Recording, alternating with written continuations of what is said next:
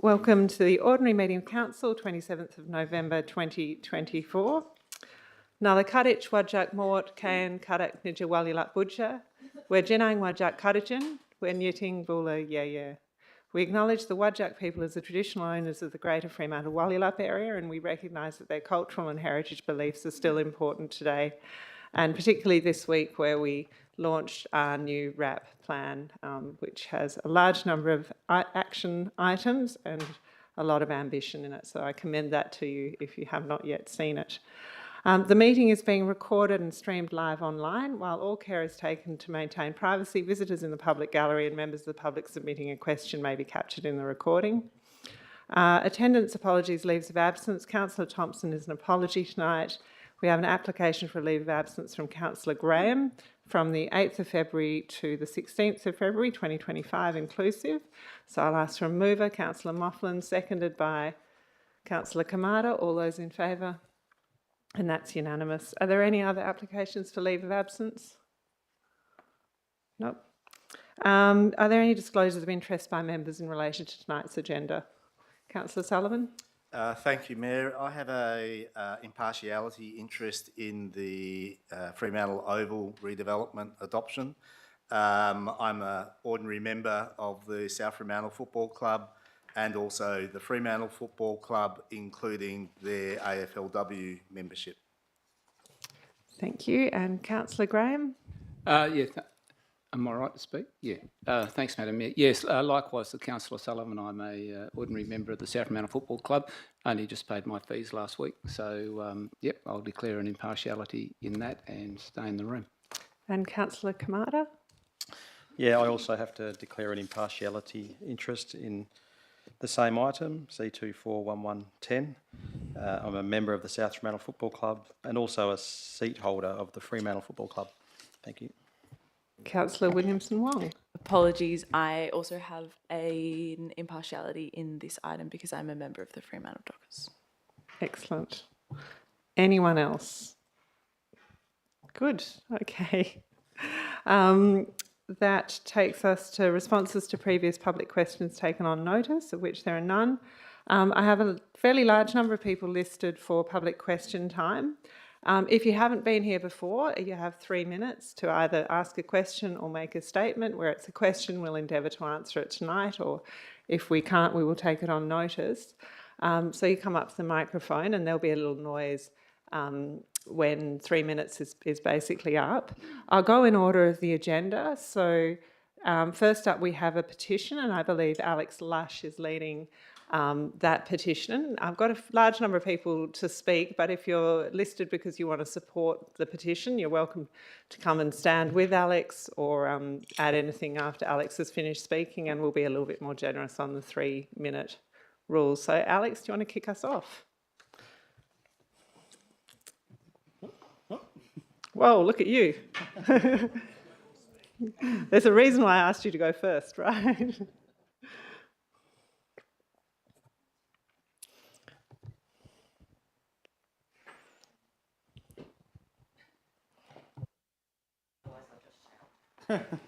Oh, we've got microphone issues. Our new microphones are working so well. We're just going to get on the chief control unit here. Could you test? Let's take Alex one of the other microphones, shall we? Oh, we've got technical support. This is excellent. There's nothing the community of Fremantle can't do. Yeah. Thanks. We're going to bring you... Oh, wow. Thank you. Very impressive. Thank you. My name is Alex Lush and I speak on behalf of the 187 active users of Mills and Wares Park in South Fremantle who have signed a petition to request the park be officially designated as an off-lead dog exercise space. Many homes here have small footprints and little green space, making this park the heart of our community. It's a vibrant place for connection, relaxation and joy, where neighbours and their dogs come together. We request that this informal off-lead area, enjoyed for years, be legitimised. allowing us to continue exercising our dogs and building strong local networks that foster social well-being. Over and above what we consider to be the crucial social aspect, other key factors are firstly demand. An off-lead park meets the needs of those who truly use and enjoy it every day. Around 95% of regular visitors, some with 30 plus years history, use the park to let their dogs off-lead without issue. We take full responsibility for our dogs who are well socialised. Mills and Wares Park is the only suitably sized space for dog exercise between Jenkin and South Streets heading north, as other nearby parks are too small. Recent council discussions highlight a shortage of off-lead areas, and Mills and Wares will help address this gap. Secondly, the park is fit for purpose.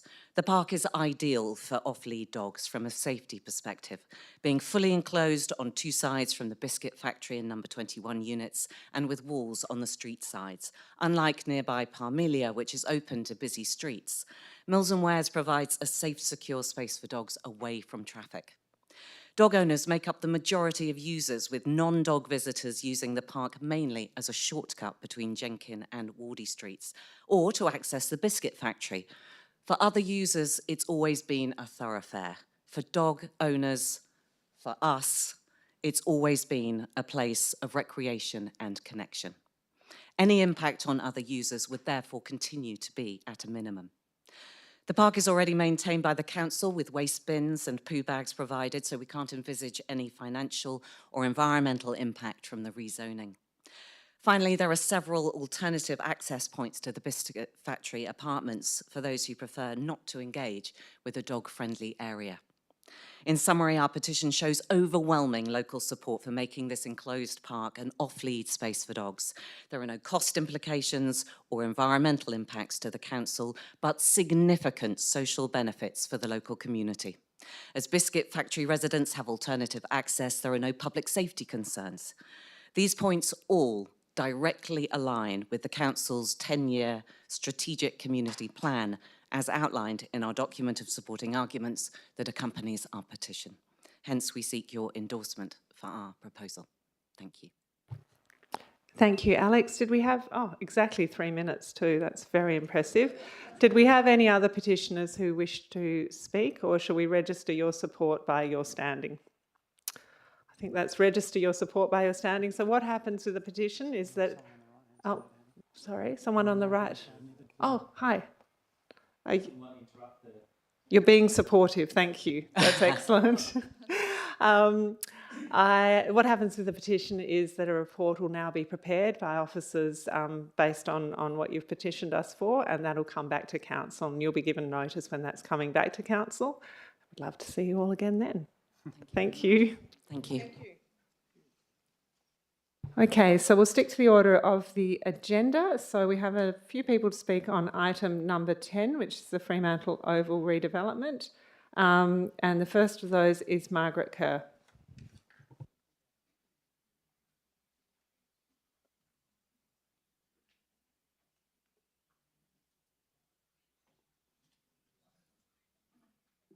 Thank you for the opportunity to talk, to ask three brief questions about the Fremantle Oval Master Plan.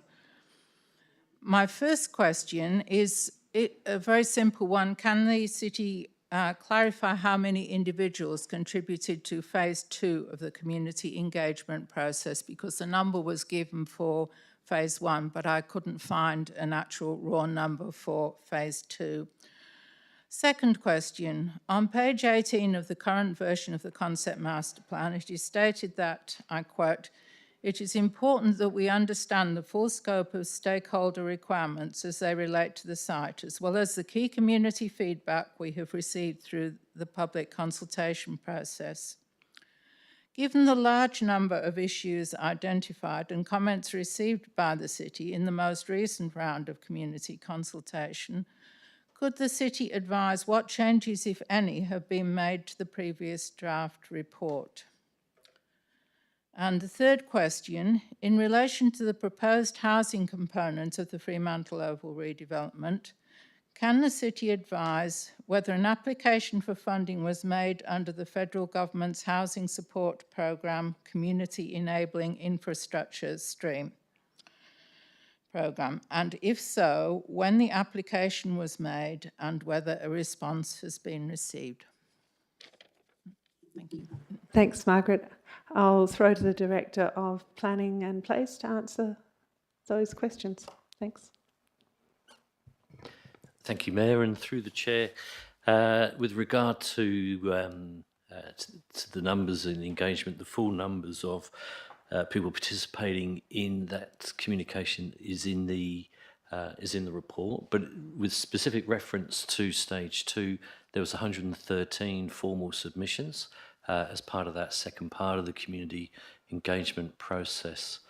With regard to the second part of the question, firstly, I'd question whether there were a large number of new issues identified as part of the most recent engagement of the project that the project team were not already aware of, which is namely significance of the heritage significance we've got to look at, and also how to integrate residential living into a complex inner city site.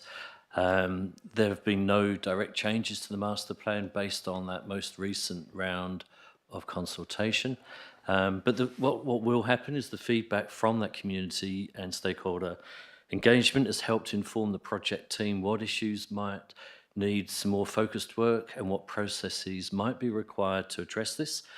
Some of these key issues and processes are highlighted in the report. Again, it's really around housing development and heritage considerations. The last part of the question about federal government grant, yes, an application was made in August 24 and a response is still not being received. Thank you. And on the same item, Ian Kerr.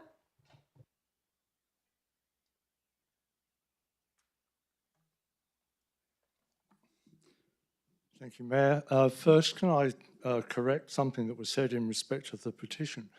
Mills and Wares Park provides the only step-free access to the Biscuit Factory Village and is commonly used for that purpose. And whilst many dog owners do act responsibly with their dogs, whether they're on leash or off leash, there have been a significant number of occasions where there have been confrontations with off-leash dogs and their owners. On the Fremantle Oval Master Plan, there has indeed been good support for many elements of the Fremantle Oval Master Plan, but important concerns have been raised. The latest MySay showed 67% of respondents had substantial reservations or objections to all or parts of the plan, including suitability of the oval for housing, the height of the proposed residential buildings, intrusion into the heritage precinct, and compatibility of residential with major sporting and other events. To many, if not most people, housing at the Oval came out of the blue. There was no mention of it in the 2020 master plan, and even the 2022 business plan only mentioned it, and then only 4 to 6 stories, as a means of funding the plan, not specifically as a desirable element of it. In addition, the first MySay survey didn't mention residential development at the Oval, only amenity to attract residents to the city centre, which is a very different thing.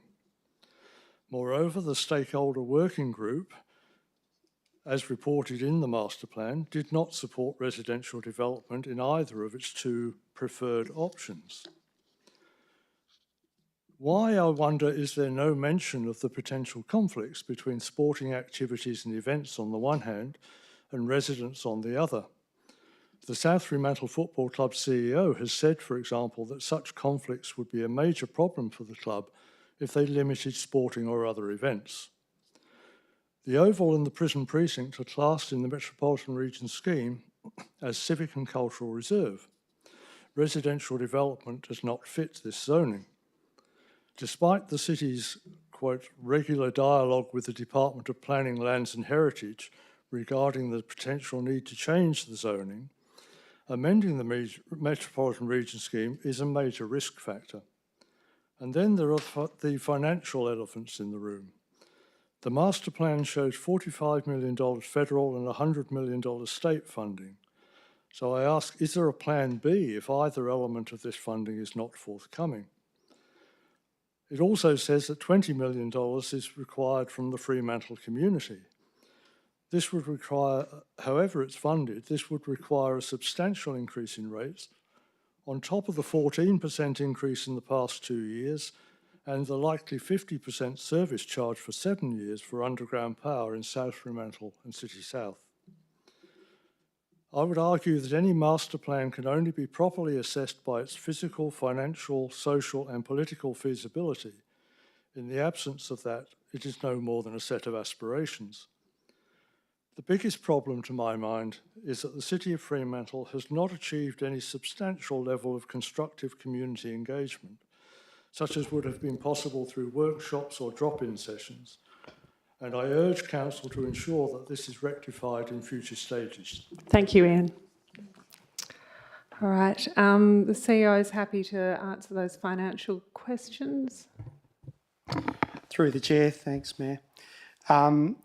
The Plan B, there is no such Plan B for the Freo Oval redevelopment at the moment, although the concepts do provide for a plan with housing and without housing.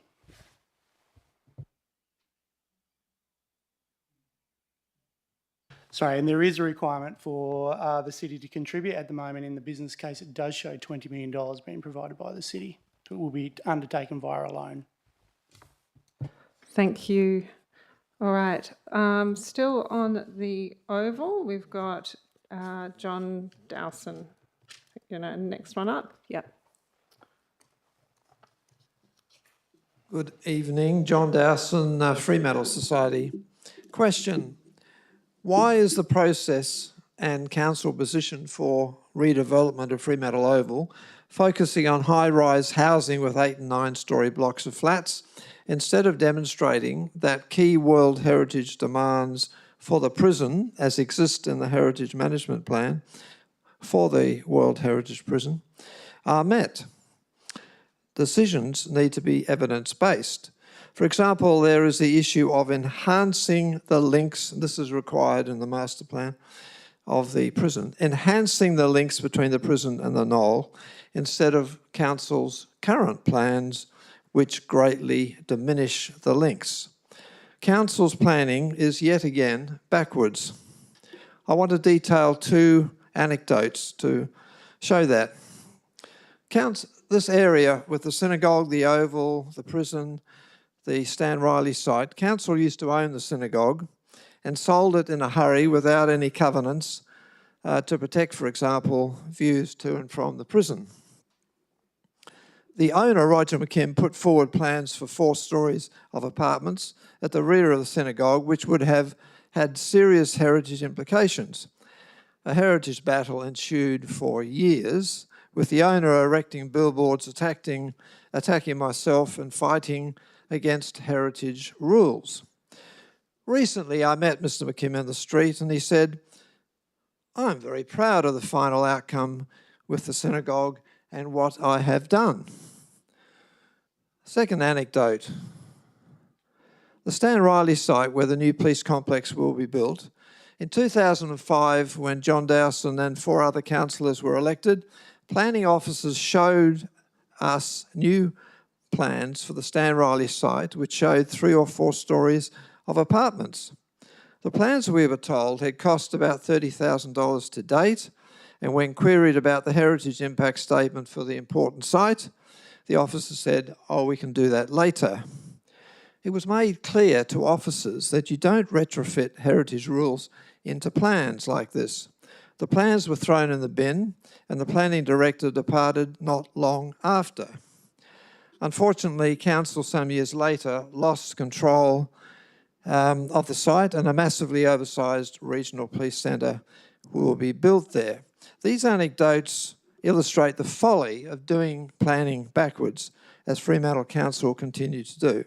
So much so that the former head of all the national trusts in Australia, Tom Perigo, said that the current master plan will, quote, result in Fremantle Prison losing its World Heritage status. The city, finally, as part of what should happen, the city should provide 3D diagrams which show the impact that the proposal will have on the visual connection between the prison and the Knoll. The proposed redevelopment should not be approved without such needed evidence. Thank you, John. Okay, we've next got Peter Christie on the same item.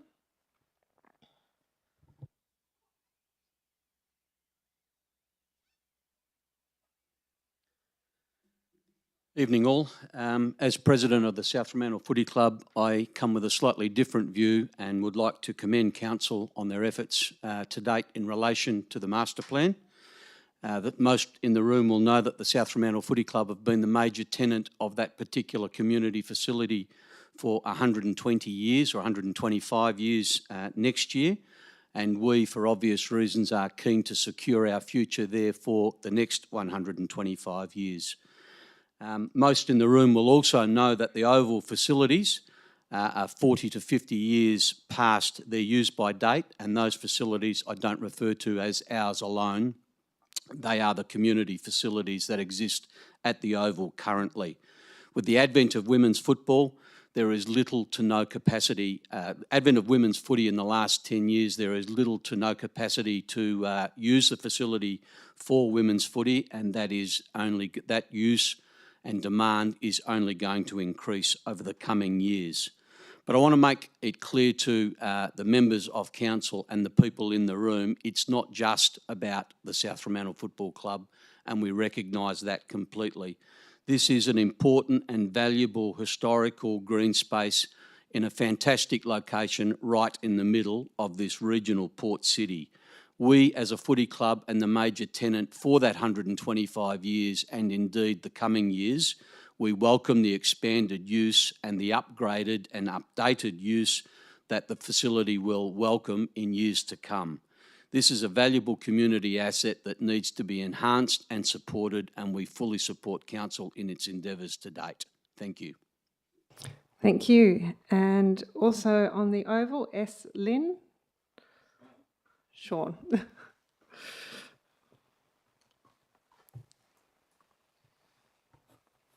I would just like to know, has council considered the extra traffic congestion we're going to get in this area with the police building, the flats you want to build?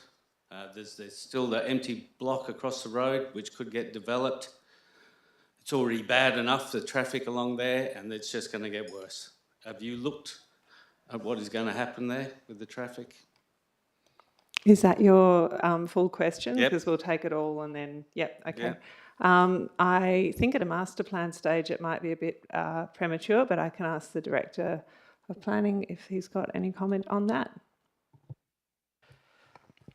Thank you. And through the chair, of course, we take traffic congestion very seriously, but you're not going to have development without increased vehicle activity. We will be looking at that in detail, project by project.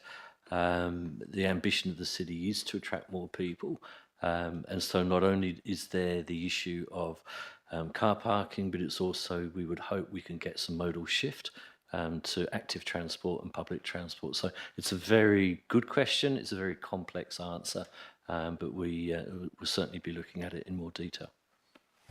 Thank you. And I think the final one I've got on the Oval is Cameron Britt.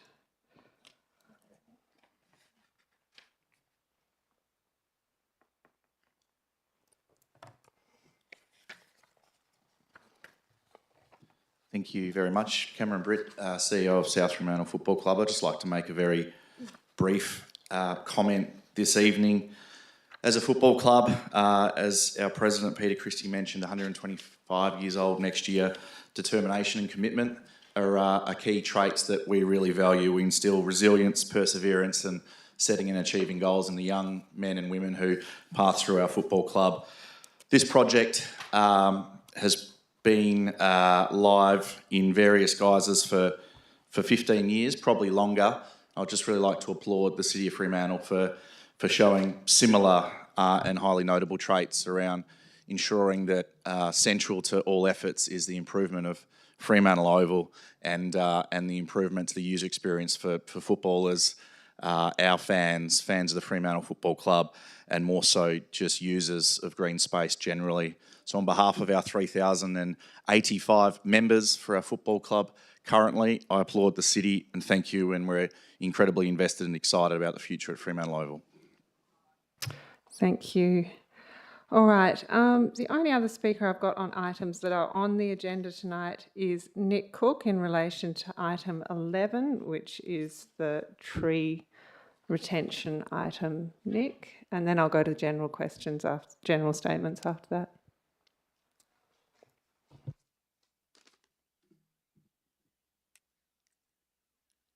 Thank you, Mayor and Councillors. I'm speaking tonight on behalf of the WA Tree Canopy Advocates. It's 27 community groups, including the Freo Wally Yallup Tree Canopy Advocates. We wish to offer you our support. The decision before you tonight is a simple one. Will you give the residents of Fremantle the opportunity to consider this policy and provide them with an opportunity to express their feelings about the importance of urban canopy and their vision for the future of Fremantle? Perth is in a canopy crisis. The most recent metro-wide canopy data from DPLH was in 2020. Perth had 16% canopy cover, the lowest of any Australian capital city. Fremantle had 12% canopy cover. Between 2011 and 2020, Perth metro area lost 25% of its existing canopy. That figure was provided by WALGA. That's just in 9 years. Beyond losses to development, there are the impacts of a warming and drier climate. Look no further than the last record-breaking summer and the mass tree deaths that occurred. Then there is the devastating and ongoing impacts of Polyphagus shothole borer. Put together, we face a genuine canopy crisis. We all have a duty of custodianship over the natural environment and a responsibility to future generations. Canopy repair is the low-hanging fruit of climate change mitigation, cooling our suburbs and reducing energy consumption. It provides multiple physical and mental health benefits to all and is crucial for biodiversity. I have spoken with councils and their staff across Perth, and the message is consistent and clear. No amount of tree planting on public land can offset the losses on private property. Approximately 80% of canopy loss occurs on private land. Capital cities across Australia have had blanket tree protections policies in place for decades.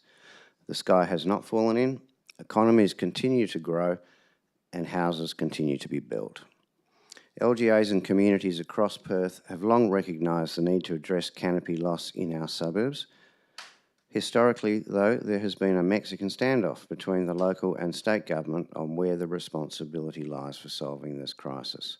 And as a result of this impasse, we have seen a significant loss in our urban canopy. The status quo cannot continue. In the absence of state government leadership, it must be local government that steps up to tackle this issue.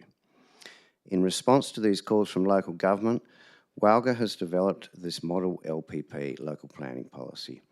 It has very sensible exclusions and has carefully considered the need to balance private rights with communal benefits for all.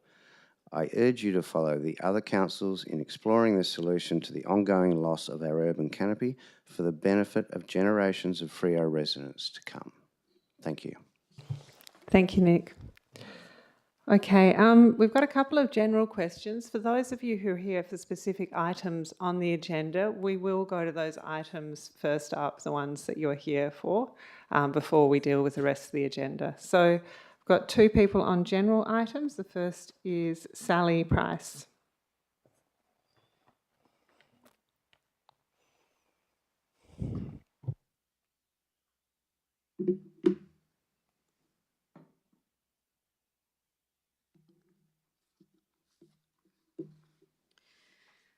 Dr. Sally Price, Hampton Road, South Fremantle. Thanks for the opportunity to speak on this urgent issue. As a respected medical doctor resident and serving in the Fremantle community, it's my ethical obligation to speak out in my public advocacy role if I see problems pertaining to the health of the community, such as poisonings. I understand that this is a huge and daunting topic which may be challenging for non-medical people to understand. I emailed the Mayor and all councillors the concerning international findings of significant DNA contamination in COVID shots that, according to oncologist Professor Dalgleish and others, is one of the factors leading to cancers and increased excess deaths. I believe the Office of the Mayor may not have fully comprehended this particular issue of concern that is new information relating to massive DNA contamination demonstrated multiple times in different countries by many scientists and not relating to the last 4 years of the government's management of the COVID situation.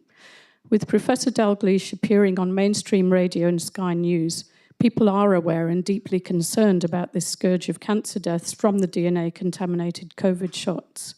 This council was provided the Port Hedland motions findings before the last open meeting and chose not to act. For those who aren't aware, there are multiple mechanisms by which the COVID shots are causing cancers and accelerating them. Many doctors globally are seeing these turbo cancers, including in those who were previously in remission. Our World in Data has shown that highest uptake countries have the highest increases in excess deaths, varying between 17% and 24% in the last 3 years since the rollout, and still climbing. This is where 3% is a massive red flag phenomenon for investigation. Freo Council is responsible as it has a duty of care and duty to mitigate or prevent further damage from this now known contamination. These duties have been enlivened and now fall on the legal shoulders of Freo Council and its councillors. Will the councillors agree to a meeting with me in my professional capacity to explain the information in simpler terms so that everyone understands their seriousness? Will the council then add this onto next month's agenda to discuss the findings and hence help reassure the community of Freo that Freo Council has the issue in hand and is working to mitigate its impacts? As a comparison, the lesson of Dr. John Snow removing the Broad Street pump handle and thus preventing further than the 616 deaths, when he rightly understood cholera to have been a waterborne disease spread in the area using that pump. This revealed new information and a new understanding in the community, which of course was initially resisted. At the time, people believed cholera to be due to bad air.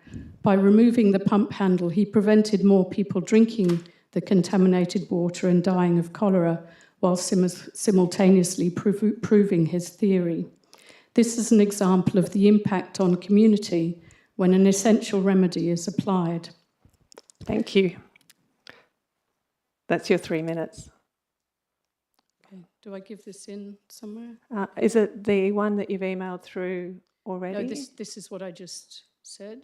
And sure, we can pick that up. There's also an opportunity for councillors to inform themselves by attending the great debate on Friday evening, which is occurring in the convention centre. If you just want to hand that to officers, that'd be good. Thank you. Yep. Now, because this is a matter that's not regulated by the Fremantle Council, we won't be responding to that question tonight nor in the future. If individual councillors do want to meet with you, they do have your contact details. So thank you for sending that through. Okay, we've got one more on general business. That's Dom Sullivan.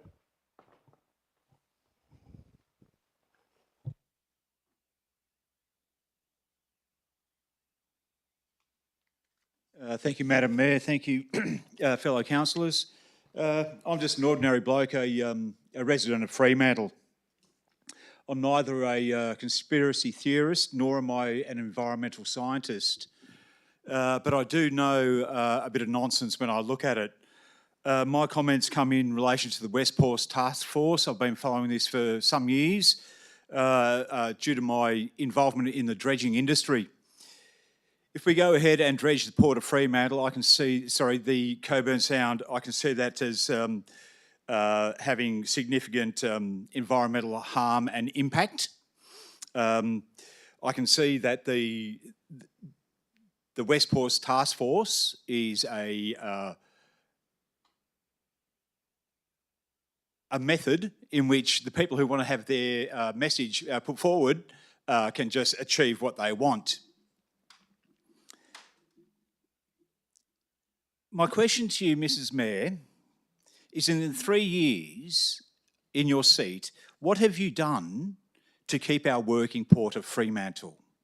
What have you done to keep our port rather than it being transferred down to a new outer harbour, which will have significant economic, environmental impact? Thank you. Thank you. So I obviously on my own no, you're good. Don't do anything. Council takes positions on various matters.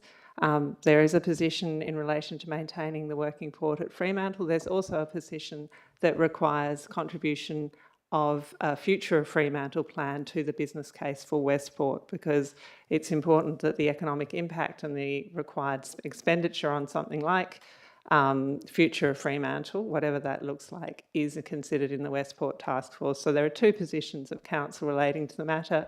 They're easily available online. Thank you. All right, so we're going to go to petitions now. Councillor Williamson-Wong. Thank you. Well, as we heard before from Alex, there is a petition of 187 signatures to legitimise, I guess, Mills and Wares as an off-leash park, which I will hand up in a second. I think from what we've heard tonight and from the petition itself, it's clear that Mills and Wares is a really important community space and very well loved. And so this is just, I guess, highlighting that and asking us to have a look at whether or not it can be changed to officially being an off-leash park. Thank you, and I'll let you hand that up. Are there any other petitions? I haven't heard of any. We have no deputations or presentations, so I'll ask that someone moves to confirm the minutes of the 13th of November, unless anyone had any issue with them. Councillor Graham, seconded by Councillor Lorver. All those in favour?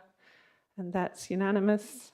Elected member communication. Nobody's given me any notice, but is there any elected member communication? Oh, I didn't know there was. Go on. Great, yeah, thank you. I just wanted to speak a little bit because in the past couple of weeks, we've seen an announcement by Westport, and I've had quite a few conversations with many folks in our community, like Dom and others, about what that means for us. I just wanted to share some of what came from those conversations. You know, what became very clear to me is that our working port is much more than the 6,000 to 8,000 direct or indirect jobs that port supports. And it actually manifests itself in our community in a lot of different ways. You know, you see the business logos, you know, the feelings that people have when they come in on the train or when they come in from a car on Canning Highway, or when they see the cranes. And even more recently, the crane deer that we have celebrating the holiday season. It became very clear to me over all these conversations that the port is much, much more than just an economic engine for our city. It's ingrained to really, you know, who we are as a place and as a community. And these conversations that I had really led to some questions like, you know, does the city still support a working port? And those questions led me to do a little bit of research, because I looked on our website and there's been no media statements. There's been, you know, nothing currently that's been put forward, just what was quoted in some recent news articles regarding the announcement by Westport. So I understand why some people might be a little bit confused. But it was clear that, you know, initially that our position maybe wasn't clear in the public's mind and what was being, you know, put out there. So that led me to spend some time and write a thinking aloud for our local paper. And I sent that around, and if you haven't read it, I won't go through all the details that are in there, but those are out there because there are some really important things that I think as a council that we all need to be considering. You know, I just really want to stress, though, a few items, and that is, you know, before this council blindly accepts what Westport tells us and tells our community, I just want to let folks know Westport experts, they were wrong in their decision-making process initially when they made this decision. And they were wrong about the cost of the port significantly. They first estimated the whole thing was going to cost less than $4 billion, the roads, rail, and the whole port.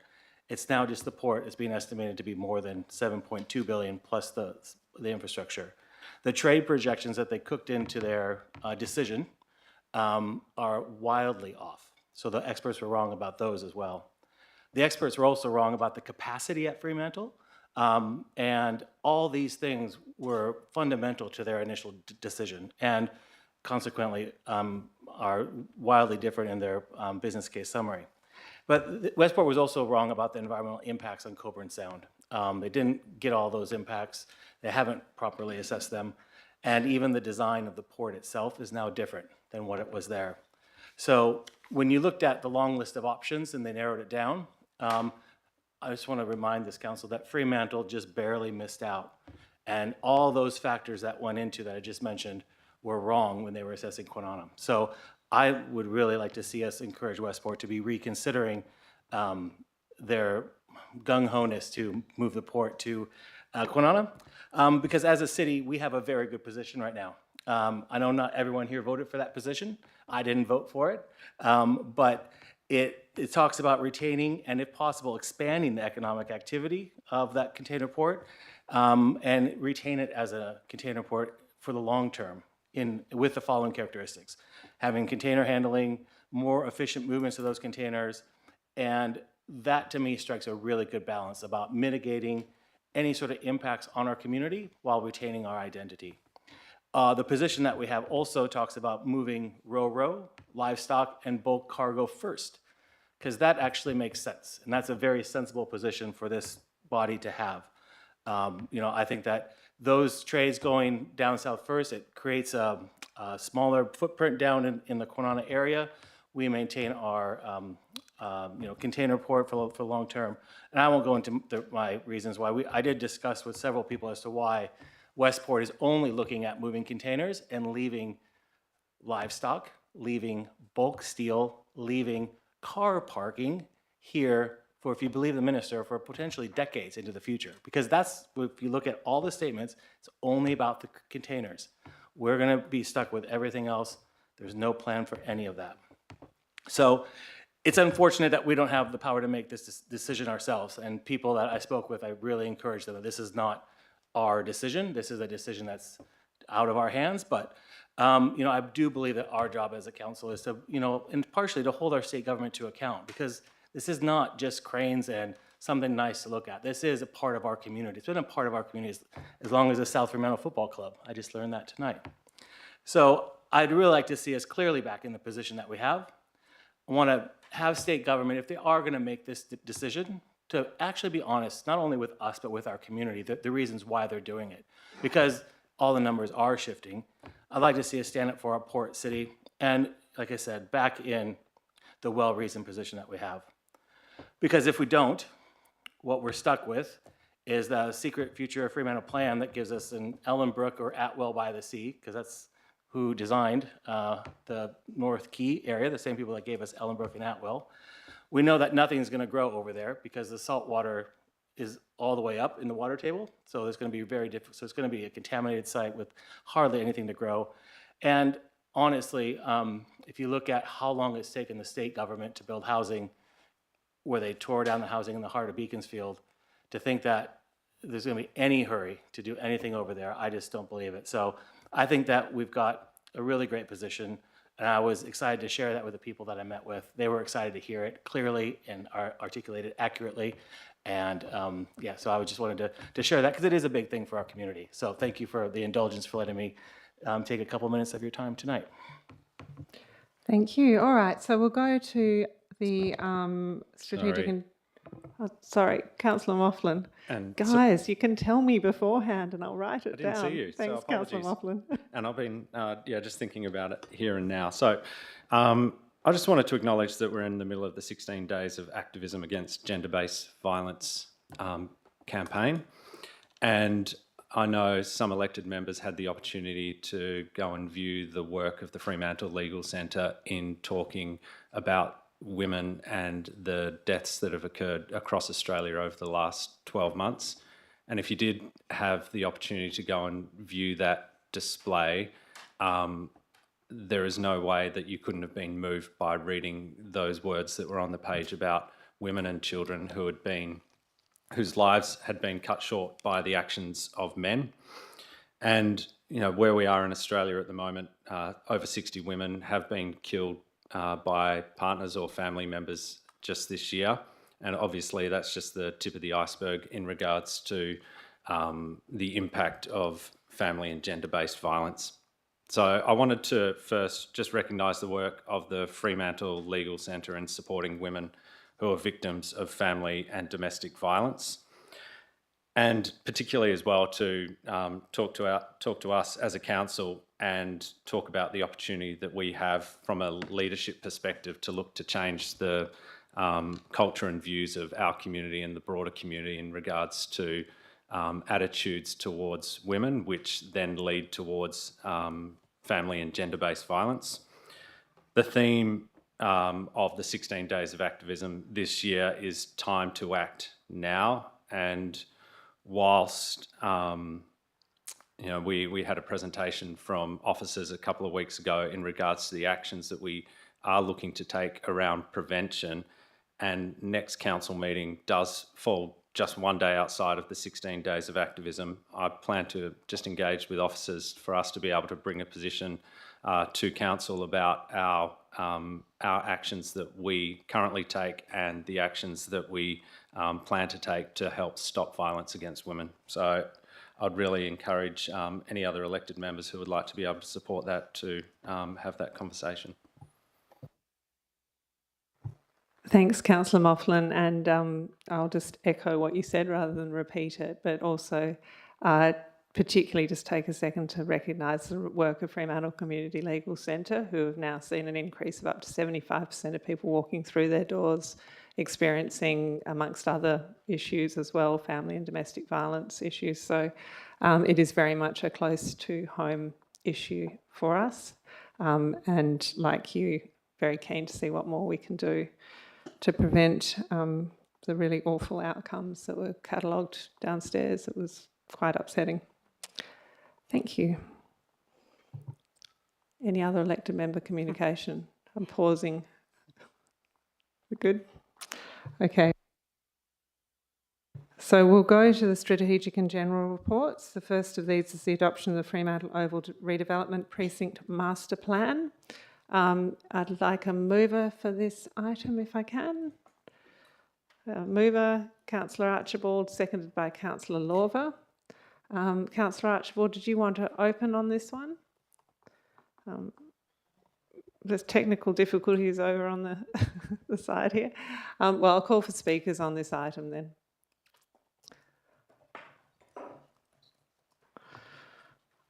It's going to be over to me, is it? Fremantle Oval Master Plan. Thanks, Councillor Graham. Oh, well, I wasn't intending to say anything, but you know what I'm like. Mm-hmm. Have my two bobs worth. Just a couple of general comments, really. And I do fully support the master plan. And the core outcome that we are chasing here is updating a very tired and sad facility. And being a member there and spending a lot of time down there, the facilities for the players and the general public and the members really not fit for purpose for the 21st century. So, I think that is front and centre of what we are trying to do. And given the women's sport and the AFLW women, I mean, we really want to get on the front foot and make sure that we keep that going for as long as we can with the facility. A lot's been said about the housing and the block of flats, or whatever you like to call it. I'm pretty ambivalent about all this. I don't really think it's going to impact on the heritage listing of Fremantle Prison. I've been to Adelaide recently, and they've actually got a hotel at Adelaide Oval, and that would be 300, 400 metres away from their Government House and Parliament House, and I don't think that really upsets too many people about that. So perhaps they could think of putting a hotel there, given that the Suffolk Street and the Spices hotels looks like they've been sunk in the water. But anyway, look, that's a little bit of all I've got to say on that side of it. I think the important thing that's going on with this master plan is the very strong working group that has been put together to develop this, not only with our elected members that are on there, but we've got two good CEOs that I know of, our CEO, Mr Dougal, and South Fremantle Football Club, Mr Britt, who are fully driven to try and get this project up and running. And I think it is well placed at the moment with all, the stars are aligned a little bit, and with the Mayor fighting for the funding, as we know she is, and doing her best in that field, I think it's admirable. And I think, you know, if we can continue to support these people doing this job, which isn't easy, we will hopefully see an outcome. So I urge everyone to fully support the proposal and the recommendation that is in front of us tonight. Thank you, Councillor Graham. Councillor Archibald, shall I come back to you, or Ms Mover, or up to you? I'm happy to speak in a little bit. Yep, in closing, sure. Councillors. Councillor Sullivan. Thank you. This is very much a case of where planning is you've got to be able to crawl before you walk, and you probably need to walk before you can play football.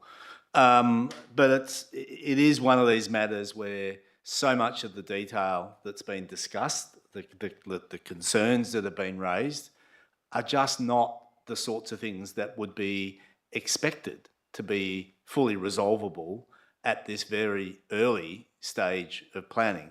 And particularly when it comes to that southern end of the oval, as I've stated numerous times, the idea that there could be an area of development at the oval has always been a contentious one, and one that people have looked at in so many different ways, and particularly since the police station utilised the large chunk of land that was previously going to be a part of the oval redevelopment. So the ability to create great facilities, but to also generate land on which other activities, they might be additional sporting activities, but other activities can actually occur to make the oval more efficient and to work for all of the increasing number of parties that actually want to use it, is and has been a massive challenge. And it has only been the recent consultants who have helped develop the master plan, who have found a way, an alignment of the oval, if you like, that actually achieves a bunch of the heritage prerequisites, such as getting the oval nearer the Victoria Pavilion, making it function in that way, making the oval experience work for football. And, you know, some people will dismiss that as being unimportant, but I think after nearly 125 years, it has a right to have its heritage respected and brought forward into the future.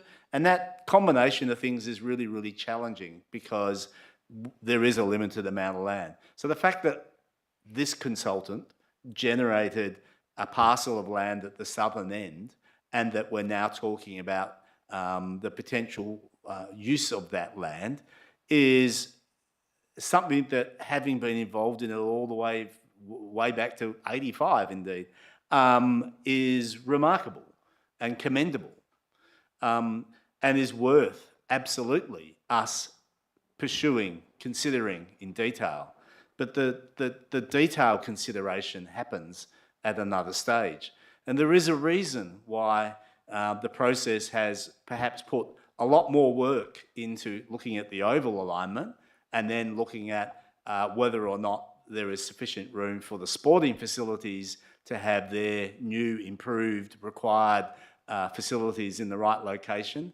Because without those two things, we don't achieve the oval redevelopment, and we certainly don't achieve the parcel of land that is available at the southern end, which then gets considered for future uses. I also want to just briefly comment about, I guess, the concerns, and these, I'm not dismissive of the concerns about residential. I don't think anybody is. But residential has been a component of the surrounding area for some considerable time.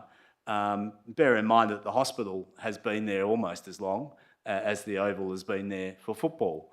And there has always been issues of whether or not noise impact people who are trying to convalesce in the hospital. The area has residential around it already. I live in a block of flats over the road, and you are impacted by the activity that goes on that land. But it's not the first time either in the history of the planning for this site that residential has been considered in the redevelopment plans for the Oval and its immediate environs. Obviously, prior to the police station site being located where it's about to be built, we've had numerous versions of plans which included residential. Social housing was, in fact, a very likely outcome on the Stan Riley site right next to the Oval. And pretty much in almost similar distance from the actual playing field as might occur at the southern end. And that actually was proposed in multiple different forms. And of course, Stan Riley was there before that as a residential aged care hostel. We've also, in the planning for that site, the police station site and Oval, we considered student housing as well. So all of these things have been considered as ideas. Community has been aware of them. They don't come out of the blue. They come in and out from time to time, and the issues will need to be discussed in great detail in the future stages when we get to that. The other thing I want to make really clear in my mind and share with you is the issue of the heritage issues. Now, I've done a lot of considering of the heritage issues inside the hospital, where the old primary school is, where the knoll is, where the old laundry building is, what the history of the hospital is, and that interrelationship with the prison itself. And all of those things do need to be opened up and made, we need to make the most opportunity that we can of those things. But the notion that we will end up with just acres and acres of open space so that you can see this building from that building and that building from this building is not a logical outcome. We live in an urban environment. The interrelationship between the knoll and the prison is important, but it is not a singular, there is not a singular way of achieving a better reconnection, a better appreciation of the knoll and the prison. The singular solution of, well, we just need to leave all of the area from one to the other open, well, you can't see it for the trees. You can't see it for the walls that were there once. And in fact, the knoll was deliberately, by my assessment, built so that it turned its back to the prison. Why would the controller want to be reminded of the prison when he or she could have a view out towards the ocean, well separated from the prison itself? So that notion of separation, I think, was part of the planning. And so in a sense, there needs to be some consideration of that as well. And I say those things because that's just one little tiny detail, and the planning process from now on will need to go through all of those in great detail, but that's not where we're at. Where we're at is approving a master plan for the next phases, and I fully support where we're at the moment. Thank you, Councillor Sullivan. Councillor Kamada. Yeah, thank you. First of all, I'd like to thank those who took time to come in tonight and comment on this item. It's very much appreciated, and it gives insight into all sides of the argument. I know there have been many attempts at getting something up and going at Fremantle Oval, and there's no doubt that upgrading of the facilities at Fremantle Oval is well overdue. It was refreshing to hear that there is a plan with and without housing, because I understand the concerns of people, particularly at that southeast end of the Oval. there's no question that from the feedback that we've received, people understand the importance of upgrading the Victoria Pavilion, the members' facilities, toilets, scoreboards, the list goes on and on, just being able to sit in the outer with comfort. It's a very important aspect, and it's a much loved facility of not only Fremantle but West Australia broadly, and I'd say around the nation. But I do feel that the report, the recommendation, does spell out the fact that if and when we get to the stage of developing that southeast corner, it will be done responsibly. And I think if you read through the officer's recommendation, particularly from my perspective, I take comfort in that. And finally, I'd like to, in my view, I don't think that we would be able to do things that are detrimental to the World Heritage listing. I just think that when we get to that point, there will be a criteria that we will follow, and we will follow it responsibly. And I'm ultimately excited that eventually we will have a first-class facility that we can all be very proud of, and will be an asset for Fremantle for many years to come. Thank you. Thank you, Councillor Kamada. But no one else listed to speak, so I'll add my comments now. I mean, obviously the primary driver here is a sporting and community facility. We've got existing stakeholders who we have worked long and hard with, and I really commend the amount of time and effort people who have other jobs to do have put into this, and it speaks to the importance not only for the Fremantle community but also for the clubs that play at Fremantle as a home ground. So both South Fremantle Football Club and the Fremantle Dockers in relation to the AFLW have given, I think we've been meeting for 18 months on this to try and make sure that we really understand the requirements of those clubs going into this process, and we develop something that creates a really strong, positive, sustainable future for the clubs going forward. So I commend that work, but the primary driver is sporting and community. And I think if you fast forward into the future and this development has gone well, what you will see is people moving through a space that at the moment is not really trafficable. You don't walk in and think, I could get to the hospital this way, or if you do, you're in a fair amount of trouble because you actually can't get through easily at all. So we need this to be a green space that connects our city and connects some of the key places in our city. So if this is successful, you'd want to see hospital workers coming down and eating their lunch under the shade of the trees. You'd want to see people at lunchtime thinking, I'll go for a jog, and I'll go for a jog around the Oval. You'd want to see all kinds of community activations and events that fit around the football schedule, making this a really great place in our city. We were lucky enough recently to host the AFL Masters Games, which was a national competition with thousands of people, and it was fantastic, except for the times that everyone asked me where the toilets were, which was not the highlight of the event. So it really, there is work that we need to do at Freo Oval, and it is urgent.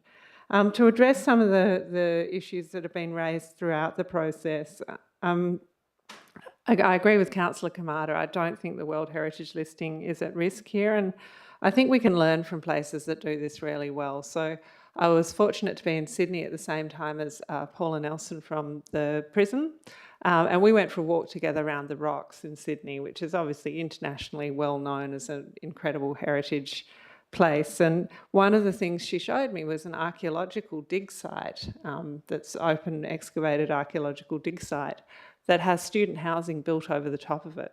So it's lifted up on a platform, you walk underneath student housing and look at all this amazing interpretation about an archaeological dig. So there are ways and means you can actually use the development of a place to tell the story of what that place was before. I'm not suggesting we do anything quite in the vicinity of the prison like that, but I do look at things like the prison forecourt that, for example, right now, is not the heritage prison forecourt, it's a bus turning bay, and it really is a detriment to the prison, in fact, that you can't get a clear view of the front of the prison to take a photograph or just to stand there and admire the architecture. And there's a real opportunity with that project to address some of those shortcomings in terms of how that World Heritage listed area sits on that site. So I think we should look at the opportunities as well. the question was asked around traffic. I mean, I think one of the things about this location is that one of its huge benefits is it's walkable from a train station, and it's got a bus stop, you know, a number of bus stops within Cooee. Recent sporting facilities, there's one out in, for the other sort of football, out in, I think, Welshpool. You have to drive to them. There is actually no other choice. You must get in your car and drive to a state-level sporting facility. And this is the key difference about Fremantle and why it works. And one of the things that we're really wanting to encourage people to do is do what they do now, in fact, which is come to Freo, come a couple of hours before the game, go and get some lunch somewhere, go to the game, hang around, have a drink maybe, and catch public transport home. And that works really, really well. So I think we shouldn't assume everyone needs to have a car. Certainly as a place to live, it wouldn't be a place that I think a car would be essential by any stretch of the imagination. What happened to make us want to look at housing as part of this? The housing crisis happened. So a couple of things. Fremantle is becoming very unaffordable, and I think we're all very aware of that. We have very few residents in our inner city. Less than 2,000 people live in our inner city, and that's historically a low. You know, there used to be multiple people living in all of these houses, and the biggest growing demographic is single-person residences. So we've really got to look and say, well, how do we get people back into our city centre? How do we get young people a place to live here? It came very clearly through our strategic community plan that young people are deeply concerned about their ability to stay in Fremantle. Younger people I've spoken to about this, particularly those who love sport, can think of nothing better than living at Fremantle Oval with free tickets to every game and concert and whatever else is going on. And of course, sound issues are design issues. So there's plenty that we can do with design if we're really concerned about noise. Claremont Oval, I do say to people, don't think of Claremont Oval when you think of what's happening at Freo Oval, because I don't think it's the template for what we're doing. But there are plenty of people who absolutely love living at Claremont Oval, footy tragics, who watch every training session, enjoy the fact there's football happening right there. I mean, if there was ever a case of caveat emptor, you know what this place is before you move there. You can't come along and be surprised that there's football right on your doorstep. So I'm really not super worried about the conflicts. I think the expectations of anyone moving into this area would be absolutely clear. What I am worried about is that we get really worried about the small amount of concern, I think, about bringing new residents into Fremantle, and we don't continue to create an inclusive, vibrant community that has places for everyone to live in. So I think we've got to stick to our strategic priorities. They're set out in our strategic community plan, and one of those is to make sure that there is housing diversity and a diversity of people who live within Fremantle. So with all that in mind, just to come back to my original point, I think the collaboration has been fantastic. I think we're in the best position we could be. This is a master plan. It's not a, I think anyone who's been involved in this level of planning will tell you the delivered product never looks exactly like the master plan, but what it does give us is a framework in which we can move forward, something on which we can base a business case now, and the most compelling argument that we're going to be able to mount for funding. So I commend it to you. Okay, Councillor Lorber. Oh, yeah, thank you. I just wanted to reiterate the comments that other folks have made, that this is kind of almost the semi-beginning of a process, so we still have a long ways to go on this, and I support that. But just a quick question for officers on this, because we received some information earlier about housing being a part of the master planning process before this most recent one, and I was just wondering if, I think maybe back to 2018 and maybe 2020, previous iterations. I just was wondering if officers could make a quick comment about the intention or the, you know, at this stage, the inclination to include housing, and if that's gone back a little bit further than this. All right, I'll get the Director of Planning to respond to that one. Thank you. Through the Chair, I'm aware of the housing schemes that were looked at circa 2013-14 in the lead up to the previous visioning document of Transformational Moves 2029. Housing was in that, and I believe someone did mention earlier tonight, an earlier iteration in the early 2000s. Thank you. All right, Councillor Archibald, did you wish to close? I'll very briefly close. I think it all was said very capably around this table. Thank you. I just think that it's a great opportunity for Fremantle, and it'll be really interesting to watch this process go forward. I think the work I've known that our CEO has been involved with this project for a very long time, since when I came onto council 7 years ago. You were working on it at that point. So these things take a very long time, and no doubt the next years will also take some while.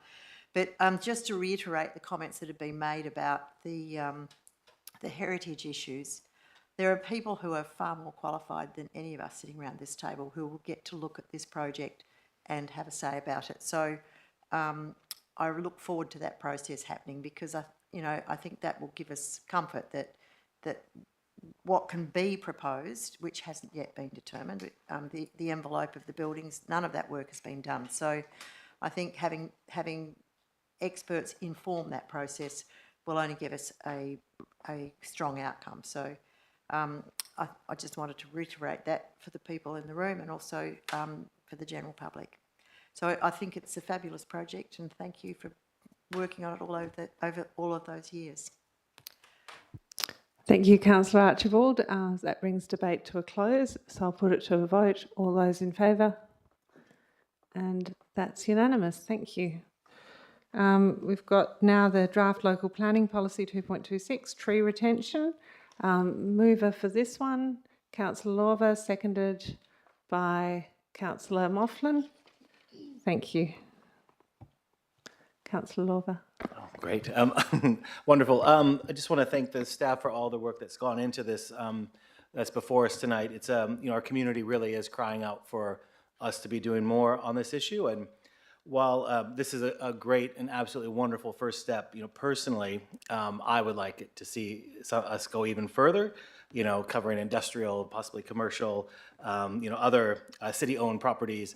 But, what we have before us to put out to community consultation is a measured and responsible step in the right direction. It is something that we can do to potentially mitigate some of the greatest loss of tree canopy in our community. So I don't want to make people think that we're coming after the commercial and industrial properties yet. This is our first step. I want to see us keep up our planting efforts. That's the only way that we're going to grow. And by passing something like this, we'll see us not slide backwards anymore, and hopefully we can actually see these efforts come to fruition. So I'm looking forward to the community having their input on this next month, and hopefully we can bring our community along on this policy change, but also on other operational matters that we may consider as down the track as well. So look forward to this, and look forward to even further debate when this comes back to us. Thank you. Councillor Moughlin. Thank you. Just briefly to say that, fully supportive of the advertising of the policy and the work that staff have done to this point in time about adopting the WALGA template, if you like, and applying a Fremantle lens to that. Be really interested to see the feedback that we receive from our community about its applicability and how best for us to deliver the canopy outcomes that we're seeking to achieve through the policy. So look forward to that, and working together to ensure that we've got a pragmatic and workable policy in the future. Councillors. Councillor Sullivan.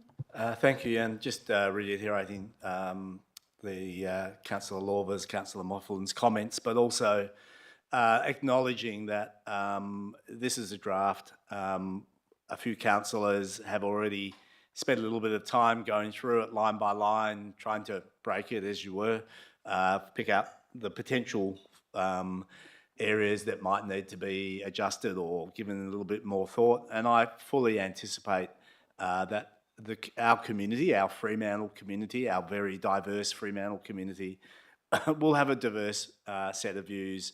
And there may even be things which come forward that in no other local government authority have yet been considered, because that's the nature of Fremantle, and we respect that. And they might be cultural matters, they might be matters about, when you want to redo your entire garden, you want to chop down the wattle tree that's a foundation tree and plant something a lot better, those sort of questions. Just because Walga produced what is actually a very good draft, I don't necessarily expect it will be the version that we finally adopt, because I'm sure ours will have a particular Fremantle bent to it. Councillor Williamson Wong. Thank you. And also thanks to Nick for coming and speaking to us tonight. I'm sure I've heard it before, but it was nice to hear reminded again that 80% of the canopy that we lose is on private land, which means introducing a policy like this will hopefully be extremely impactful, especially because we know that the reason that the canopy is lost on private land is often for subdivision and building stage. People want to build on a clean slate, and by introducing this policy, hopefully, although of course it goes out, and as Councillor Sullivan says, we may get feedback on how it can be improved and tweaked to better suit Fremantle. I'm excited by the fact that it essentially places all of the trees that meet the criteria on a list which protects them. And we've spoken a lot about trees this year, and I think this is a great first step, and there are places and zoning areas that are not covered by this policy, which we will hopefully also be looking into. But I am very excited by this step, and yeah, as other councillors have said, look forward to the feedback we get from community as to how we can best make this a Fremantle policy as well, because it is a Walga policy framework. Thanks. Councillor Lang. Yeah, I just want to say thank you to Nick for coming as well. Love the work you're doing at Lake Claremont, mate. Keep it up. Yeah, in support of the policy. There's something else we want to raise here as well, is that while we've got a policy in place, that's one thing, but we know it can be challenged. So we need to acknowledge, the community need to acknowledge that elected members have their role to play with this policy as well, and that's assuming it is adopted in the future. It's up to us to defend the policy and defend the trees that might be in the firing line. So this policy, if adopted, may or may not be the panacea for canopy protection. We've got our role to play as elected members as well. Thank you. Okay, doesn't look like we've got any other speakers. Councillor Lorber, you moved it. So before you close, I just want to say again, thank you to WATCA and WALGA, all the 5-letter acronyms. But it is really important that this work has been done, and it's taken a lot of volunteer time. I don't think anyone's paid to go and work out what a policy is that might work across a lot of local governments. But you gave us a great leap forward by doing that. This is a conversation, I've been on council since 2016, which is nothing compared to Councillors Sullivan or Thompson, but it has been a conversation, or Councillor Archibald, but we've been having this conversation for a long time and trying to find the right mechanism, and the work that's been done here and, you know, the precedent across other local governments has been extremely helpful. So it'll be good to get the community feedback, and hopefully in the new year to get this back as a recommendation to proceed. Councillor Lorber, did you want to close? Yeah, I didn't want Nick to think I missed him there. I want to thank you for coming tonight and last night as well. And I also want to thank all the members of the community who have reached out, encouraging us to adopt the strongest possible policy in this area.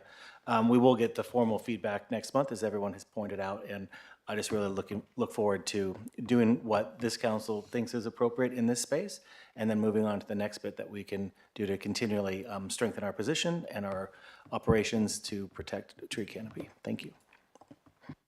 Thank you. So that concludes debate. I'll put it to a vote. All those in favour? And that's unanimous. Thank you. All right, councillors. I'm looking at the rest of the agenda. We don't have people in the gallery for other items on the agenda.